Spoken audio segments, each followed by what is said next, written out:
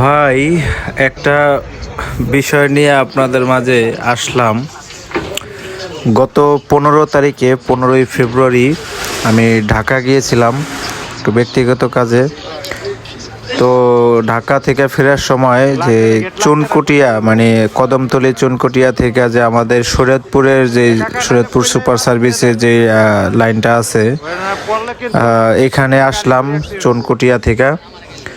এখানে আইসা দেখি যে শরীয়তপুর সুপার সার্ভিসের মানে বদলে একটা ছোট মিনি বাস ভাঙাচোরা, মানে একদম সরু একটা মিনি বাস এখান থেকে এরা রাতে মানে যা শরীয়তপুরের উদ্দেশ্যে মানে ছাড়বো বলে আর কি বলতেছে।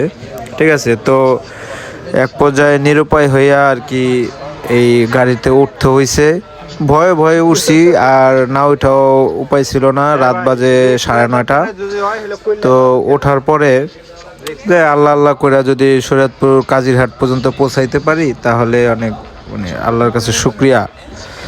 তো ব্যাপারটা কি হয়েছে, আস্তে আস্তে মনে করেন লক্কর জক্কর বাস, একদম আনফিট বাস। এই বাসে এই শরীয়তপুর বা পদ্মা সেতুর উপর দিয়া কিভাবে যে ঢাকা গেল আর কিভাবে যে ঢাকা থেকে আসে এটা আমার মাথায় আসে না।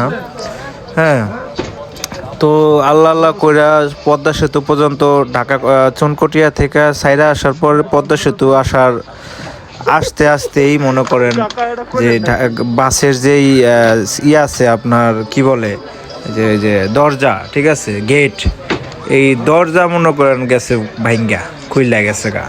হ্যাঁ, খুইলা তো মানে পইরা যাওয়া ধরছিল। ঠিক আছে, ধরেন বাইচান্স যদি এই বাসের পিছনে আরেকটা গাড়ি আছে, যে কোনো গাড়ি হোক, এটা আছে, আর হইলো আপনার এই বাস এই দরজাটা ভাঙা পড়লো, তখন পিছনের যে গাড়িটা আছে এই গাড়িটার কি হইতো বলেন।